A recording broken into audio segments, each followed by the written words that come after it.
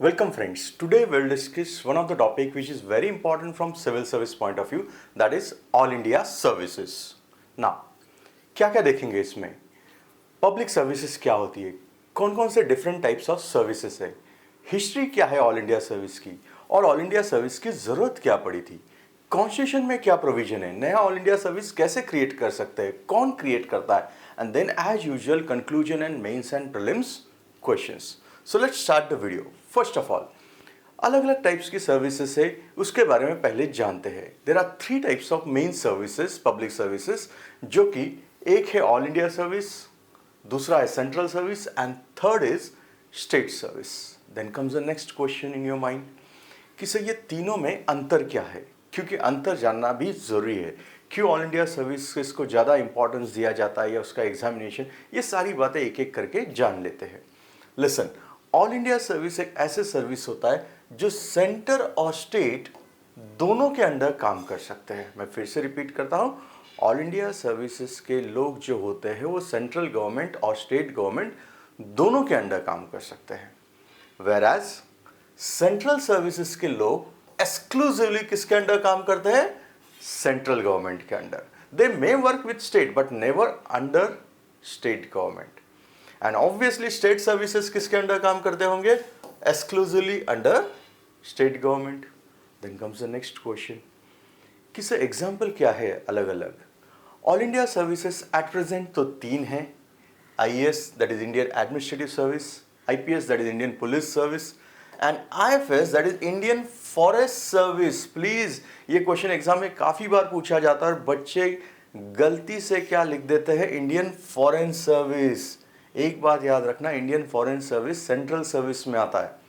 Logically याद रखो, foreign affairs matter किसका होता है? सेंट्रल गवर्नमेंट का या स्टेट गवर्नमेंट का? It is always central government. तो वो स्टेट गवर्नमेंट के अंडर हो सकते हैं क्या कभी? Answer is no. तो वो कहाँ जाएगा? Central service. ये प्रीलिम्स में काफी बार क्वेश्चन आ चुका है. तो 3 ऑल इंडिया सर्विसेज है, IAS, IPS and IFS at present. Starting में 2 थी, इंडियन फॉरेस्ट सर्विस बाद में क्रिएट हुआ 1966 में. Then comes the next question कि सर सेंट्रल सर्विसेज कितनी है? सेंट्रल सर्विसेज बहुत सारी है. उसमें टॉप मोस्ट जिसे जाना जाता है, जिसको ज़्यादा इंपॉर्टेंस या जिसको IAS के साथ कंपेयर किया जाता है, it is Indian foreign service. Then आपका इंडियन रेवेन्यू सर्विस होता है, income tax. Then Indian custom and excise है, इंडियन ऑडिट एंड अकाउंट्स है, इंडियन इकोनॉमिक सर्विस है, इंडियन इंजीनियरिंग सर्विस है. There are so many central services are there. ये सारे किसके अंडर काम करेंगे? सेंट्रल गवर्नमेंट के अंडर. और लास्ट है आपका स्टेट सर्विसेज. और स्टेट सर्विसेज में कौन कौन है? Deputy collector, DYSP, tehsildar and so on. तो ऑब्वियसली इसमें क्वेश्चन आता है, इसमें सबसे पावरफुल सर्विसेज कौन सी रहेंगी? क्या स्टेट सर्विसेज सफर लो इन मोरल? जैसे एक बार यूपीएससी ने एक क्वेश्चन पूछा था, तो इज इट ट्रू क्या स्टेट सर्विसेज को इंफीरियर है? Answer is no. बट ऐसा क्यों माना जाता है कि ऑल इंडिया सर्विस या सेंट्रल सर्विसेज ज़्यादा पावर एंजॉय करते हैं? तो आंसर वो भी सही है. क्या ऑल इंडिया सर्विसेज और सेंट्रल सर्विसेज को ज़्यादा पावर्स है? ऑब्वियसली सैलरी भी ज़्यादा होगी. Not only that, even state services के लोग डेप्यूटी कलेक्टर फ्यूचर में IAS बनेंगे definitely, but that will take 15 to 20 years. मतलब स्टेट सर्विसेज के लोग कभी उस काम पे नहीं जा सकते जहां all India service. For example, very rarely it may happen कि स्टेट सर्विसेज का आदमी कैबिनेट सेक्रेटरी बना या चीफ सेक्रेटरी. सो स्टेट सर्विसेज का ऑब्वियसली पावर्स कम होंगे, सैलरी एंड अदर बेनिफिट्स भी कम होंगे, एंड प्रमोशन अपॉर्चुनिटीज भी कम होती है compare to all India services.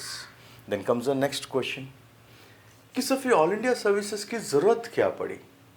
क्या रीजन है ऑल इंडिया सर्विस करने के पीछे? Listen carefully. All India service के इसका ओरिजिन अगर आप देखेंगे, हिस्ट्री ट्रैक करोगे, तो ये जाता है ब्रिटिश पीरियड में. ब्रिटिश लीगेसी है.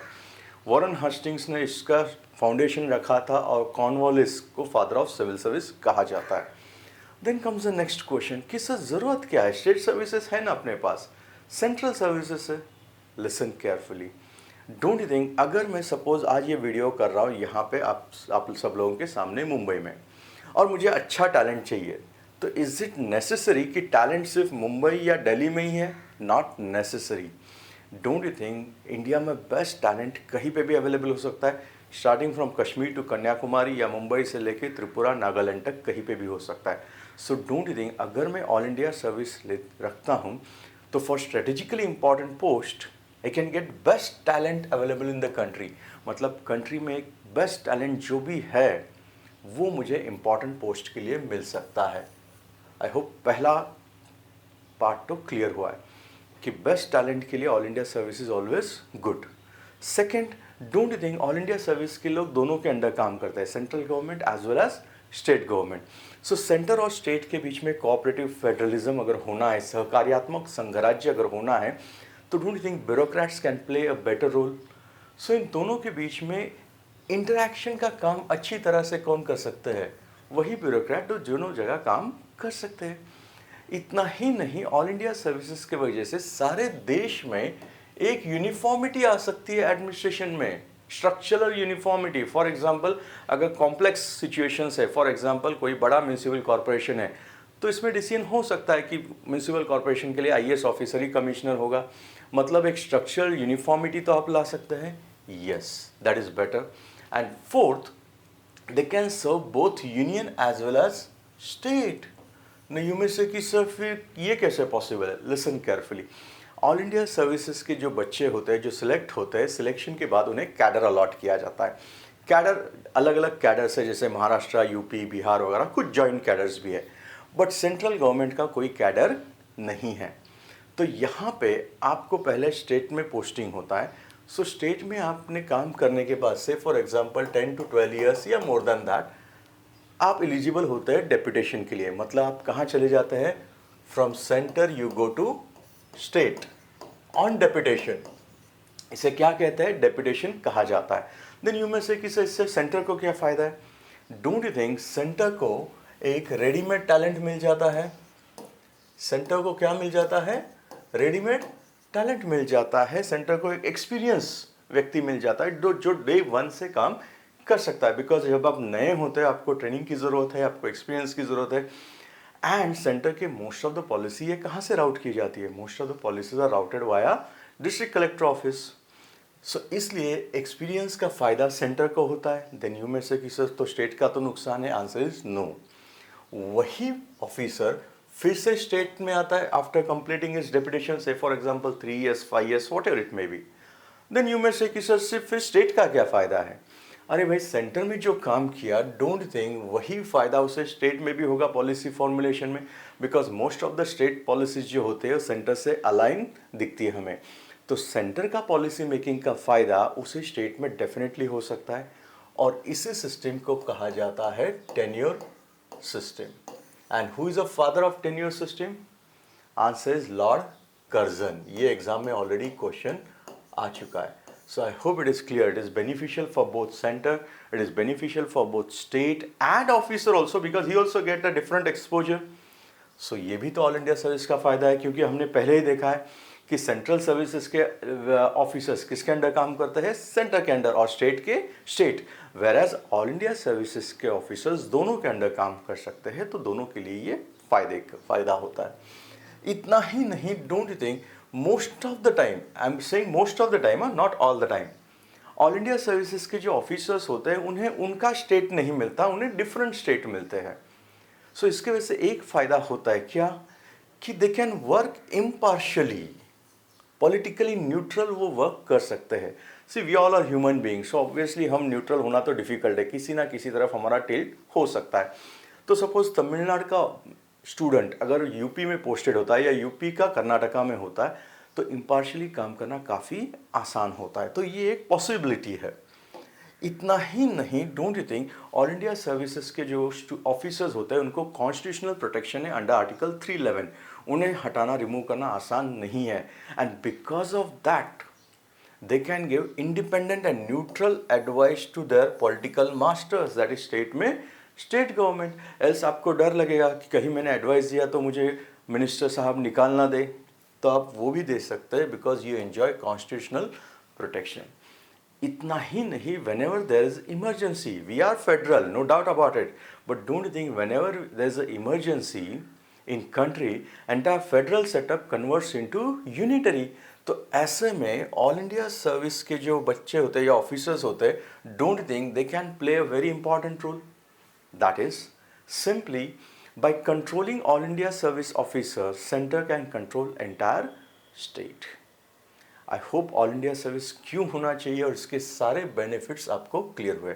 So don't think because of this हमें एक तो बात क्लियर होती है कि देश का स्टील फ्रेम जिसे जाना जाता है ऑल इंडिया सर्विसेज, इसका इम्पोर्टेंस बहुत ही ज़्यादा है. Then comes the next question कि सर फिर ये तो ऑल इंडिया सर्विस का आपने इम्पोर्टेंस कहा, बट क्या स्टेट भी ऐसा सोचते हैं? सी स्टेट ऐसा सोचते हैं, कुछ स्टेट्स का, कुछ लोगों का उनका ओपिनियन है. लिसन, ओपिनियन है, ये फाइनल नहीं है. व्यूज़ है, उनके व्यूज़ अलग अलग भी हो सकते हैं. कुछ स्टेट्स का व्यूज़ क्या होता है कि भाई ऑल इंडिया सर्विसेज के जो मेंबर्स होते हैं उनके खिलाफ डिसिप्लिनरी एक्शन नहीं ले सकते हम. इट इज़ ट्रू, यस, क्योंकि ऑल इंडिया सर्विसेज के जो स्टूडेंट्स ऑफिसर्स होते हैं उनको निकालना है तो सिर्फ कौन कर सकता है? सेंटर. मतलब पावर किसके पास ज़्यादा है? सेंट्रल गवर्नमेंट के, ना कि स्टेट गवर्नमेंट के. इतना ही नहीं, उनका कहना है कि इसके वजह से यूनियन का इन्फ्लुएंस ज़्यादा होता है स्टेट पे. ऑब्वियसली, क्योंकि आपको रिमूव करना है तो अधिकार किसके पास है? यूनियन गवर्नमेंट के पास.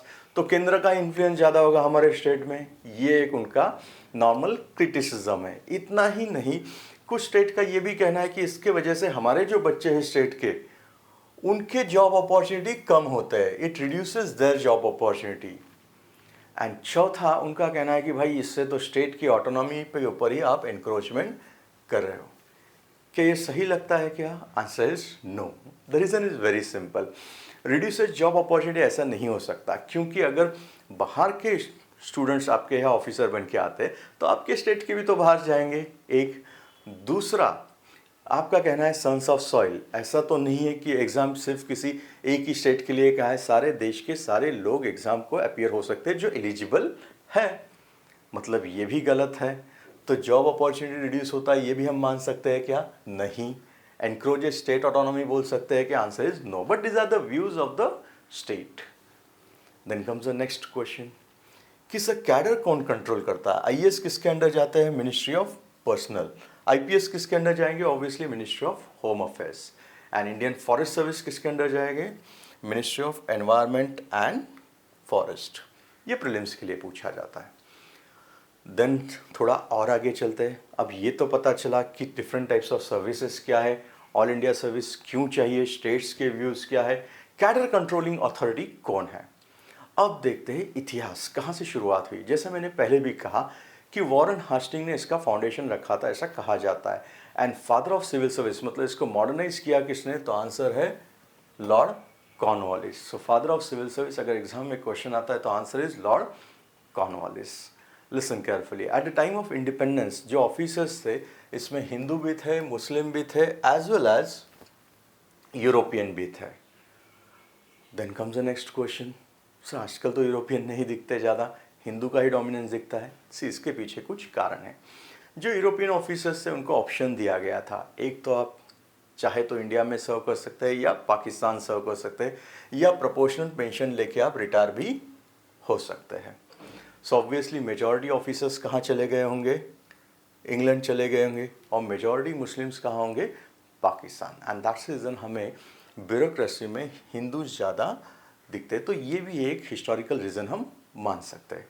Then comes the next question कि सर हमने तो सुना था कि father of Indian all India services Sardar Vallabh Bhai Patel है. यस, वो आंसर भी एब्सोल्युटली सही है. कैसे? Listen carefully.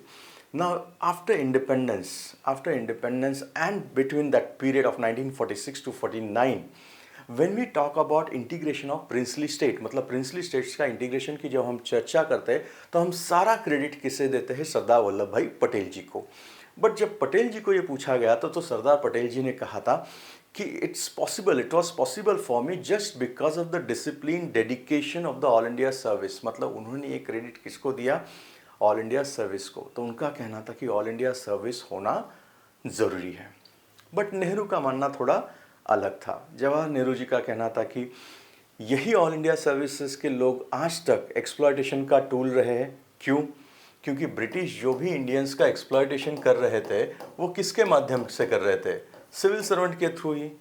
सो उनका मानना था कि जो आज तक एक्सप्लॉयटेशन का टूल रहे हैं, हाउ इट इज़ पॉसिबल कि वही लोग वेलफेयर के लिए काम करें। ये भी ठीक है।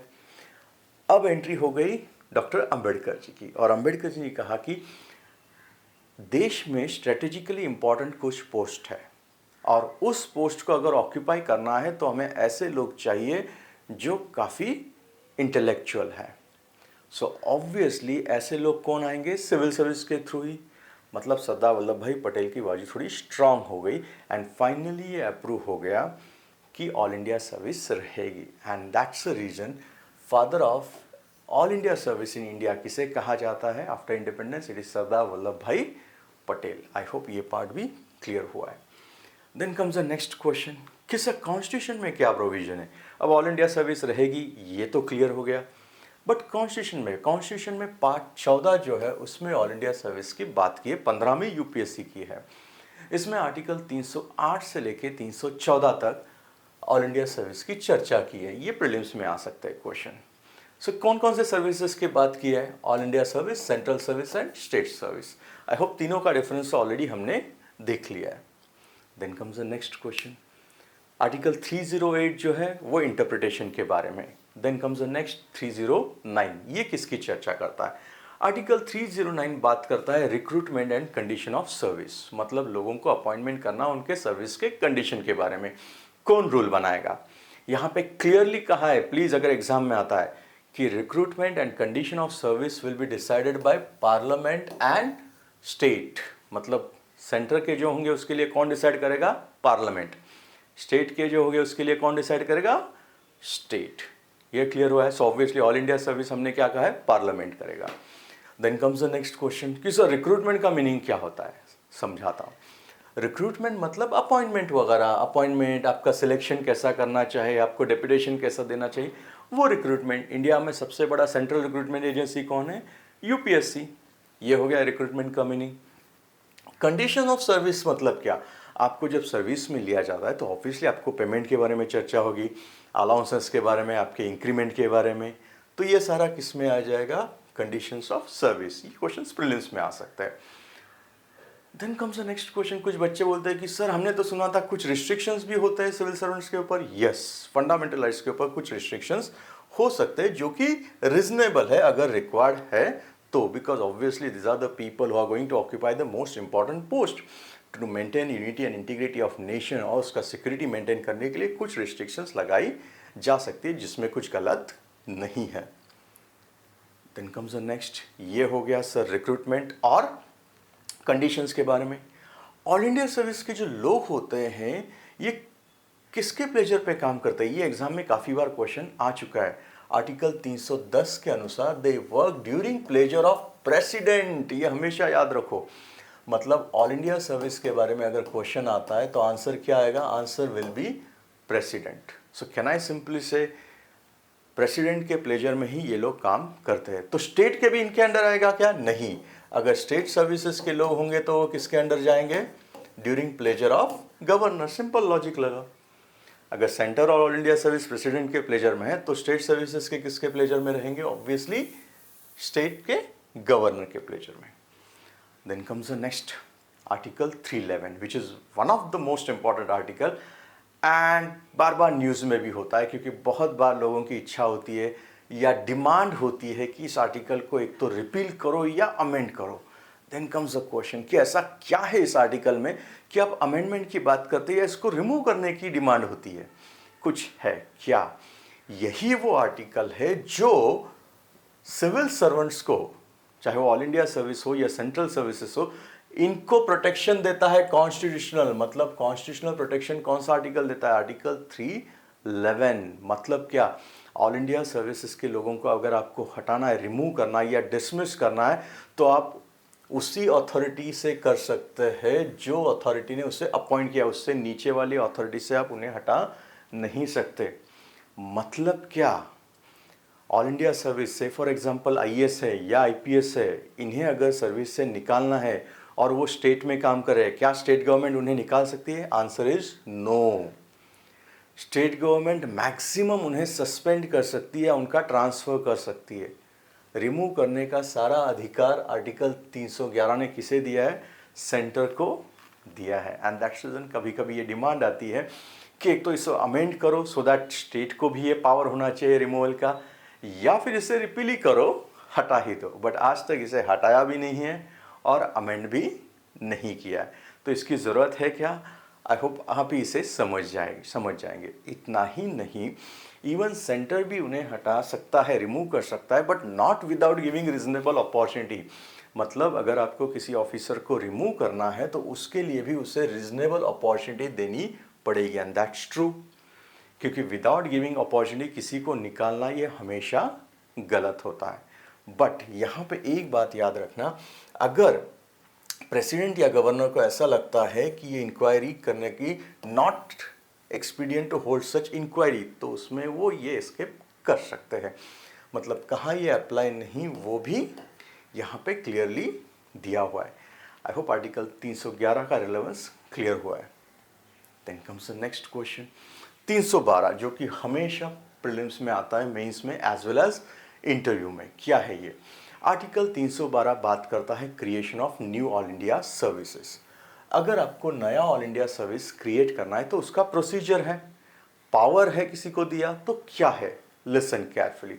आर्टिकल 312 के अनुसार अगर राज्यसभा नेशनल इंटरेस्ट में रेजोल्यूशन पास करता है कि एक नया ऑल इंडिया सर्विस क्रिएट होना जरूरी है, देन पार्लियामेंट बाय लॉ, मैं फिर से रिपीट करता हूं, parliament by law can create new all India service. ये क्वेश्चन काफी बार एग्जाम में आता है। अगर प्रीलिम्स में आता है कि कौन क्रिएट कर सकता है, और पहला ऑप्शन होता है राज्यसभा, और बच्चे जल्दी जल्दी में किसके ऊपर टिक करते हैं? राज्यसभा के। आंसर गलत। कौन क्रिएट कर सकता है? It is parliament by law, clearly कहा है। प्लीज देन यू मे से कि सर अभी तो आपने कहा था कि राज्यसभा नहीं। बिल इनिशिएट कहाँ होना चाहिए पहले? Answer is Rajya Sabha. मतलब दोनों क्वेश्चन अलग है। अगर एग्जाम में क्वेश्चन आता है कि 312 के अनुसार अगर नया ऑल इंडिया सर्विस क्रिएट करना है तो बिल पहले कहाँ टेबल करना पड़ता है? लोकसभा या राज्यसभा? Answer is Rajya Sabha. लेकिन क्रिएट करने का अधिकार किसे? ऐसा क्वेश्चन आया तो answer is parliament by law. तो कितने क्रिएट कर सकता है? Any number of all India services. Article 312 में कितने की चर्चा की है? 3 की तो चर्चा ऑलरेडी की है। Indian administrative service, Indian police service. जैसे कि मैंने पहले भी कहा 1966 के आसपास इंडियन फॉरेस्ट सर्विस भी क्रिएट हुई। इतना ही नहीं, 42nd अमेंडमेंट से इसे अमेंड किया गया था और all India judicial services create करने की भी बात कही गई थी। Listen carefully, all India judicial service होना चाहिए या नहीं होना चाहिए, इसके ऊपर यूपीएससी ने पिछले 5-6 साल में क्वेश्चन पूछा है, optional as well as GS में, और इंटरव्यू में भी पूछा जाता है। डोंट थिंक जो जजेस होते हैं, चाहे वो हाई कोर्ट हो या सुप्रीम कोर्ट हो, यहाँ पे कॉलेजियम अपॉइंट करता है। बट अगर ऑल इंडिया सर्विस हो गया, जुडिशियल सर्विस भी, तो डोंट थिंक डिस्ट्रिक्ट लेवल पे जज, आई रिपीट डिस्ट्रिक्ट जज ऑल इंडिया सर्विस से आ सकते हैं, तो ये एक अच्छी आइडिया है। और वही डिस्ट्रिक्ट जज में से कुछ जज जैसे IAS officer secretary, cabinet secretary तक जा सकते हैं, वैसे ही डिस्ट्रिक्ट जज आगे जाके हाई कोर्ट या सुप्रीम कोर्ट में जा सकते हैं, सो दैट एक्चुअल में जो ग्रास रूट के बच्चे हैं उन्हें भी अपॉर्चुनिटी मिलेगी हाई कोर्ट और सुप्रीम कोर्ट में काम करने की। मैं ये नहीं कह रहा हूँ कि अभी नहीं मिलती, बट इससे वो स्पैन बढ़ सकता है आपका। कैन आई सिंपली से you can get a best talent available in the country, जैसे ऑल इंडिया सर्विस का एक प्लस पॉइंट कहा जाता है कि इसके वजह से आपको सारे देश में से अच्छे टैलेंट मिल सकते हैं। So all India judicial service होना चाहिए क्या? आंसर इज यस, क्योंकि इससे जस्टिस भी फास्ट हो सकता है, अच्छे जजेस भी मिल सकते हैं, एज अर्लियर से न्यूट्रल, इम्पार्शियल, बहुत कुछ अच्छे बेनिफिट ऑल इंडिया सर्विसेज के हैं जो ऑल इंडिया जुडिशियल सर्विस में भी मिल सकते हैं। No doubt there are criticism also, but that we can discuss in some other day. Then comes the next कि सर मेंस के लिए कैसे क्वेश्चन आ सकता है? डोंट थिंक, मेंस को यही क्वेश्चन आजकल पूछा जा रहा है कि all India judicial service is a urgent necessity given the growing backlog of the court cases. अभी हमने चर्चा की थी और यही मेंस में भी क्वेश्चन आ सकता है। डोंट थिंक, कहा जाता है कि कोर्ट के सामने 4 करोड़ के आसपास केसेस पेंडिंग है। Justice delayed is like justice denied तो ढूंढ देंगे। अगर हमें ये केसेस जल्द से जल्द निपटाने हैं तो कुछ ना कुछ तो मेजर्स लेना चाहिए।